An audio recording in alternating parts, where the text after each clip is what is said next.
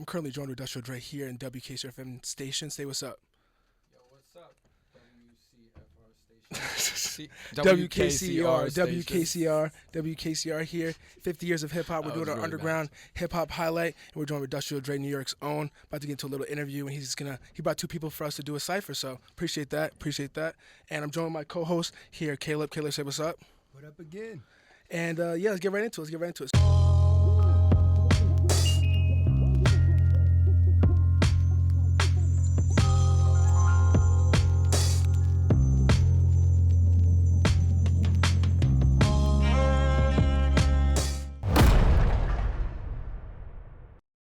Your name, Dustrial Dre. How'd you get it?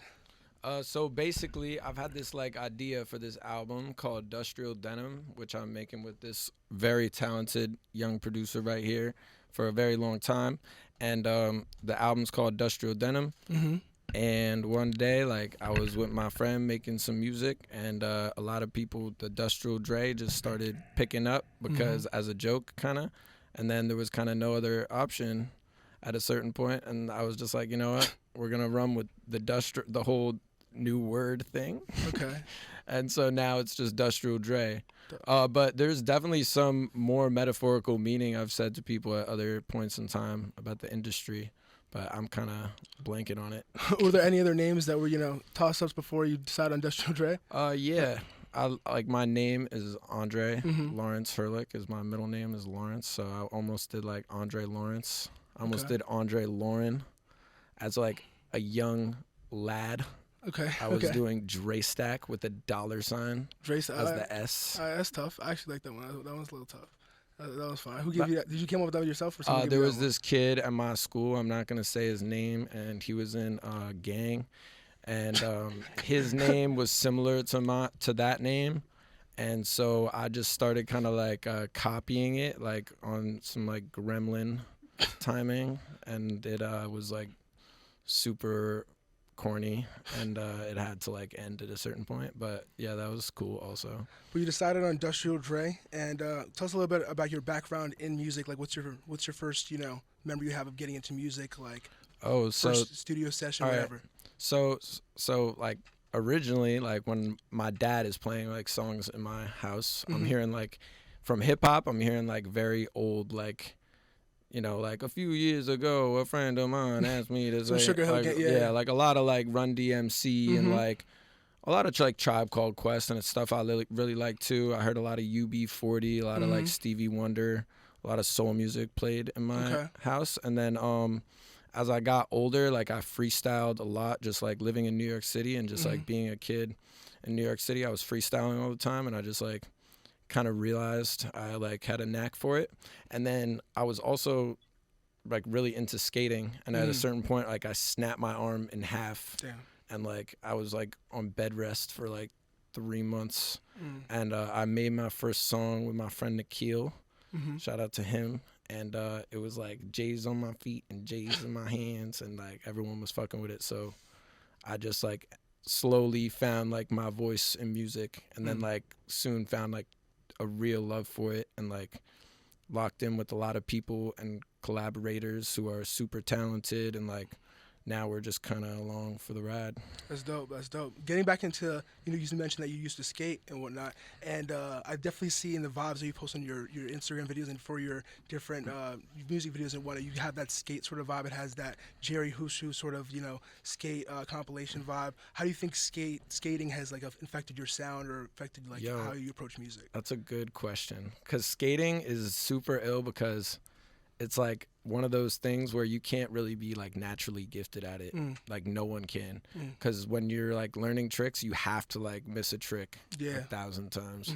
So it got me really used to being bad at something, and then knowing that as soon as you get enough reps, you're gonna hit that place where you go to the next trick and the next trick and the next trick, and it's it teaches a good lesson of persistence that I definitely think I carry in my music, because I'm never satisfied with the place that I'm at, and I'm always wanting to experiment the same way that with tricks you're gonna try and try different combinations of tricks and go to the skate park and hang out with your friends and bond over that, which I've found with a lot of people in music also.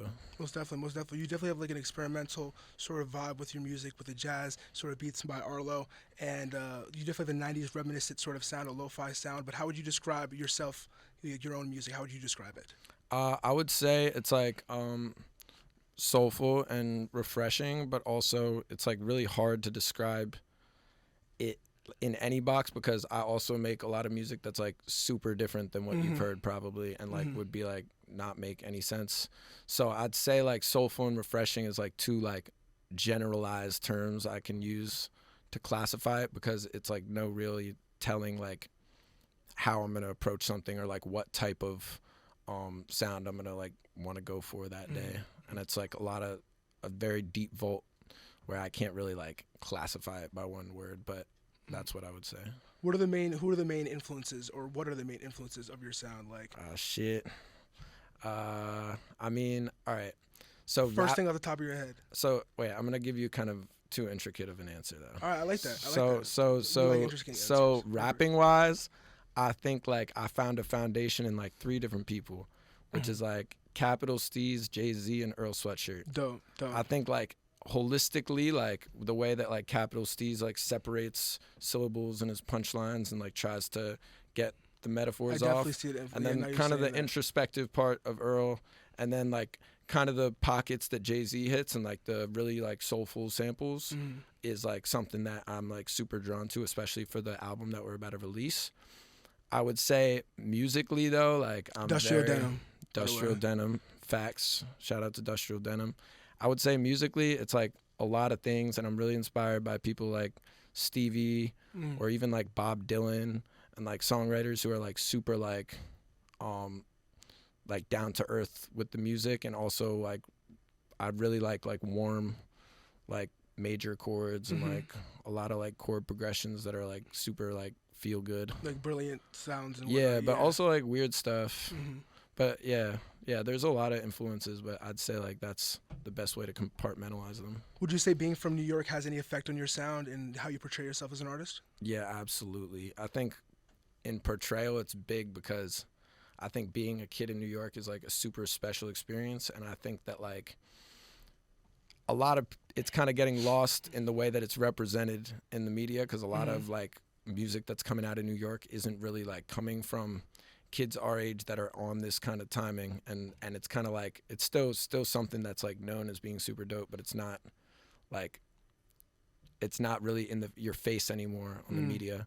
And then I think like apart from that, like sound wise, like I'm like, even though I might like my fault. No, you good. Even though like I might fuck with like a bunch of like really soft shit and like a bunch of like Radiohead shit sometimes, even like I really like Mobb Deep and fucking Prodigy and like Nas, and like I think like being from New York definitely taught me how to rap in a lot of ways. And I think if I was just like some regular ass white kid from the suburbs, I would have never gotten like certain foundations in like New York rap music that helped me be able to like put my message onto like paper and onto record. Yeah. That's dope. Who do you listen to now? Like I know you mentioned in a V-Files interview you've been getting a lot more into jazz and like Otis Redding and whatnot recently. Who have you been listening to? Who's been on your playlist a lot? Oh shit.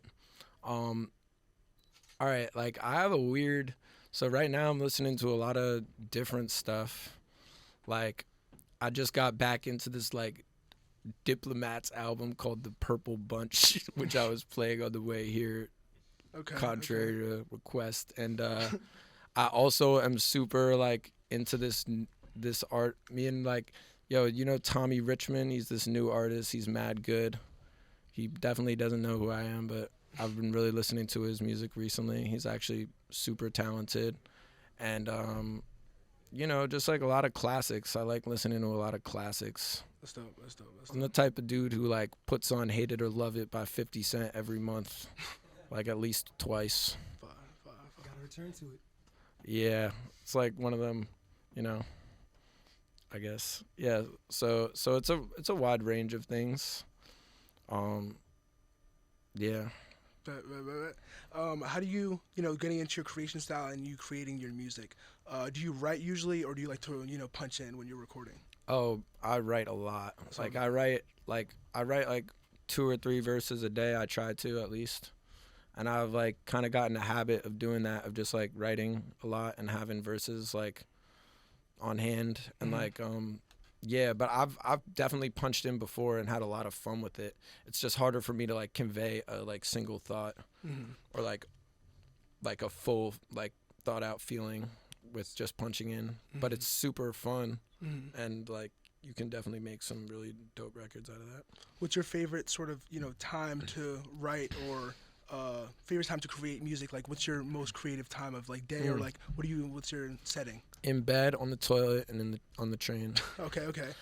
On the train, I'm like, I take just comfortable settings. Yeah, I take the train to school like an hour to Brooklyn and back every day, so 2 hours. So there's no, internet. Do a lot of writing there.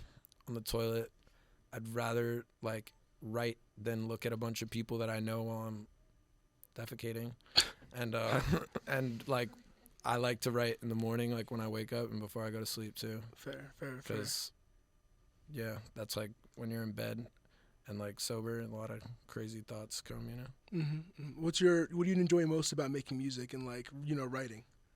Oh, right now I'm really into like writing new melodies and like learning how to like use my voice in falsetto, and like I'm really just experimenting with writing like full songs with bridges, and like me and him are just like trying to like hit the next level musically. That's dope. And so that's been a lot of fun, and a lot of experimenting's been happening, and it's definitely super cool. You mentioned working with Arlo and other artists you work with on different tracks and stuff like that. What's your favorite part about collaborating with different artists, especially Arlo Walker, having that consistent sound? I really like collaborating with my good friends. This is one of my best friends right here. These are some of my best friends. Like, it's very like good for me to like become friends with someone first, and then the song is like something we get to almost bond over together. It's like you get to bond over that song together, and then you're each playing it and having your separate experience with it on your own when you like leave the studio, and then you're coming back and being like, oh yeah, like that shit was amazing. For sure. And that's very fun, that feeling. And I also just like there is like something nice about not having like the full load of like doing all the music on me. Like if I was like, we can get in a good workflow if Arlo is like on the other side of the booth and he's telling me, oh, maybe try it like this, maybe do a layer like that, and I'm like, we're just having like a discourse back and forth. That's dope. Just being open slowly to it. And slowly, yeah, coming up with ideas, because we both just want like the best product, and we're not like focused on either of our opinions being like the like driving force. It's really about like whatever is going to be the best like decision for the song itself. That's dope. Has it always been like that for you? Like, you've always had that mindset when you come into the studio working with someone, or did you have to grow into thinking that way? Had to grow, because I didn't like working with other people? No, I did. At first, I didn't have anyone to work with. And I'm rapping over like Special Herbs by MF Doom and like J Dilla beats and like tight beats on YouTube. And then like through Lord Sco, I met this kid Arlo, and we started making stuff, and I've been cross paths with like a lot of other producers that I love working with as well. I think that mindset though like didn't come because we weren't like putting full intent and like thought into the music. It was like, all right, I have this verse ready for this beat, you have this beat, I'm gonna rap over the beat, and now maybe I'll do doubles or ad-libs, but there's nothing like special about it. Now we're like thinking about like how do we want the song to come in? How do I want like this one harmony on the end of this line to sound? That's dope. And like there's a little more thought into like what's happening. I don't think, maybe I did have that mindset, but it wasn't as actively like getting used, because it was kind of like just like go with the flow type of thing. For sure. Your lyrics are definitely introspective and also very detailed. When you're writing and coming up with these different lyrics for songs like Stitching the Seams and stuff like that, what's your your creative inspiration? I mean, life, like whatever's happening, or like if I have like a really like one experience that like I like to dwell on a lot, or told my friends a story a million times, it's gonna end up like being there. Or like if I like, sometimes it's even a compilation. I have this song on this album called Michelin. It's a story about like I was just about to ask about that. Get it. Talk about it. Please talk all about it. Please talk all about it. I don't want to spoil too much. I know because you're gonna make some money itself. off of it later, but you know, talk like, about it. Hopefully, like, it becomes a movie one day. But it's basically about this like opiate addict who like breaks his leg and he gets addicted to opiates, and then he ends up going to rehab, and he like. This isn't specified. This part isn't specified in the song, but in the movie, it definitely will be. He befriends the chef at the rehab cafeteria, and he learns how to cook. And then this restaurant that he's been like posting up at every day when he was homeless, then he ends up like moving his way up the ranks, and he goes from a cook to a sous chef, and from a sous chef to look, I'm a chef and I used to do meth. And then he buys out the restaurant down the block from where he saw his life flash before his eyes. And all these like there's all these like little Easter eggs in it, and it's fun. And it's like that's just like things that I see. There's no like real like personal experience or anyone I know that's happened to. But I just like getting creative and like thinking of stuff. That's dope. What was the inception of that idea though? I don't like I think I've had like experiences with a lot of people who are addicted to opiates, and like friends that have even like suffered from even like dying because of it. And like I know that's like an issue like I'd love to be able to like try and shed light on, because I think it's like fucked up. And it's also like trying to say like that guy like could have been you, and like he's just like anyone else, and he ended up becoming the owner of the restaurant that you were eating at and called the police on him at. And then it's like, oh, full circle moment. It's like kind of cliche now that I'm like saying it into a microphone, but I guess that's like the crux of what I was trying to get across. Can you talk about a particular moment or experience in your music career so far that's memorable to you that you can just pull off the top of your head, something that's like a learning experience or something that you've had? Yeah. All right. Oh, I guess like I'll go for one. This is a good segue. I performed at SOBs over the summer. That was very fun. It was cool, especially cool because you performed Michelin there, yeah. The type of event that this was is also one that it's like, it wasn't like your clout was gonna get you the headline. It was like you kind of had to sell the most tickets, and like that determined how much time you were gonna get at and when you would go. And I had like, to me, even though I have like an EP out on the internet, to me I have like no, like my official like debut has not been made yet. Like I feel very like unknown mystique right now. Okay. Like so I ended up like selling a lot of tickets because I have a lot of friends in New York City, and it was the summertime and it was fun, and it was a really good experience. And I learned that I like need to like definitely present myself on a bigger stage. And also it was like cool because it was like I didn't need the clout or like any of these like other things. It was just off the strength of like friends who also love my music and like support me. And like this on November 28th, me and this guy 28th. Dennis Valentine will be performing SOBs. Go get your ticket. Link in my bio. Oh no, wait. We can't say that. I lied. We can say where it is though. Tell them where it is. 204 Varick Street, What New time? York City. It depends on if you guys get those tickets. But November 28th. November 28th. There will be a concert. And also I'm releasing a 28th. single that day with this kid Arlo Walker, and we're gonna take over the world hopefully. So Dope.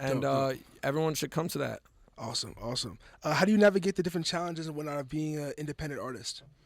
I mean, there's just like, I guess like it's annoying because when you start outsourcing, and this is not like a diss to anyone that I work with at all, but when you start outsourcing to other people, there's a lot of like relying on and matching schedules and like, and it's coming out of my pocket obviously in a lot of cases. And like, there's just like a lot of, especially at this stage and like making a debut album, there's definitely like a lot of setting up that's still like happening. And so nothing is for sure, but that's kind of like part of the fun. For sure. But nothing is for sure, and you kind of got to play it by the day and like work out moves, and even you can be so calculated and think so far in the future, but like when it comes down to it, like it's on you to like make sure these things are getting done and like the music is like getting out, hopefully. Definitely. Thinking back, Sorry. You Yeah, got it. appreciate it. How you find moving through the industry at this stage of your career in terms of networking? Does that come easy to you, or how are the conflicts? How do you move through those? I just like try to like give everyone the benefit of the doubt and like treat everyone kindly when I meet them and like build relationships with them. And like I've met a lot of really good people, and I've also met some people that I might not meet along the way, and that's cool like too. But I have a lot of like friends that are doing this and like in the same boat, and one of my good friends is already really like flourishing, and it's great to see that. And so I think that has also helped me kind of see like the path ahead a little more and like know how to navigate. But networking comes a little easy to me, more so because like I just happen to like get along well with people who are also good at stuff and passionate about it, and like that's super like a blessing for sure. And so I don't know if I'm at this like place yet where I'm gonna fully be in like rooms of snakes and have to like, I know it'll happen eventually, but like I gotta, right now I'm like, I have a lot of really good people around me, and I think it's like super positive. That's what's up. But going back to that question a little bit more, working with other artists and stuff like that, like you mentioned, you work with Arlo and you have like consistent, sound, and you're able to find that. But have you found it easier to work with other different artists, and like you find now that it's much easier for you? It's not like it was before, where you have nobody to work with and you're just like basically stuck alone. I mean, yeah, like I hope I wasn't just stuck alone. I had friends then too, like that were supporting, but like I used to rap with my roommate now, Keon. He actually used to like hop on tracks with me because there was no one else like at the studio that would rap with me, and now that's like just what happens. And now I just have like a meeting. I just met a lot of people along the way, I guess, and I didn't really like. Now I'm like totally forgetting what the question is, but like, yeah. Scratch that. Let's get into this Dustrial Denim. Dustrial Denim. When can we expect it? It should be around early January or late December, but definitely in those time frames. Dope. So you've been working on this for the last year or so. I know you dropped Mind the Gap though in the summer. Was Mind the Gap like some songs that we can? 2 summers ago. 2 summers ago. Yeah. But what's the vibe for this one? Can we expect the same sort of vibe, or? No, it's a coming of age story. Okay. The beats are better, the raps are better, the hooks are better. It is way more elevated version of that. It's a lot more thought out. The songs like basically all the songs have like are topical, and like I think they're not fully structured in the way that I think the next album is gonna have the songs, but it's in a way that like feels cohesive and it feels refreshing, and I think it's a lot more digestible lyrically.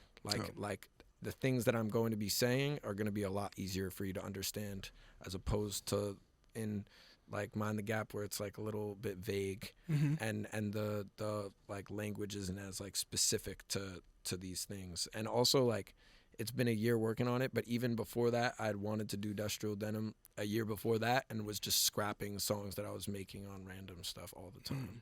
But the concept like for a coming of age album like that, and like almost like an homage to the city, it was like has been there for a really long time.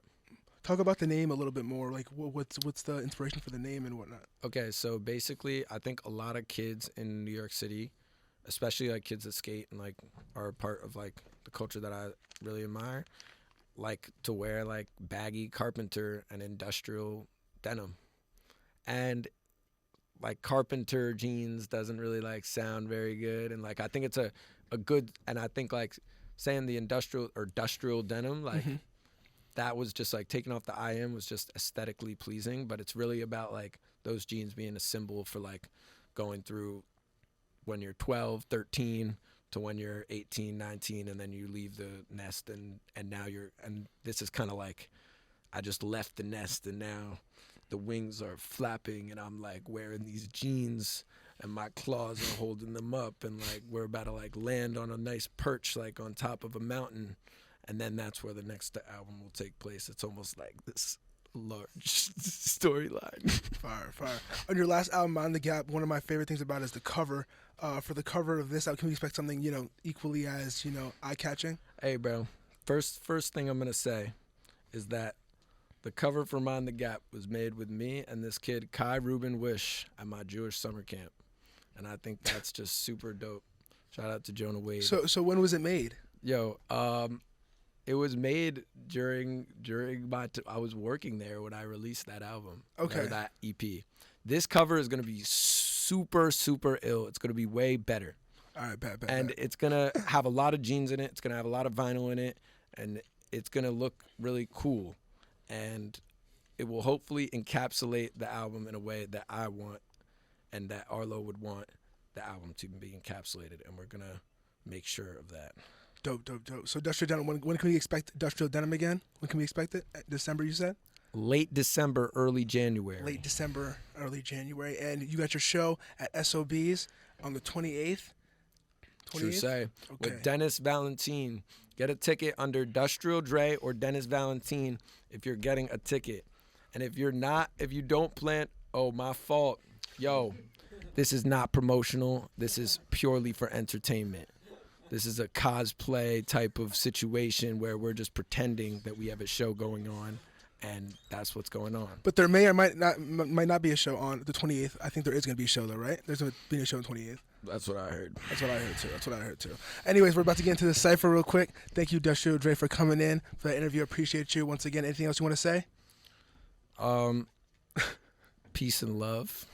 Perfect. Let's get right into this next track. You're listening to WKCR from New York, WKCR HD. This is our 50 years of hip hop festival.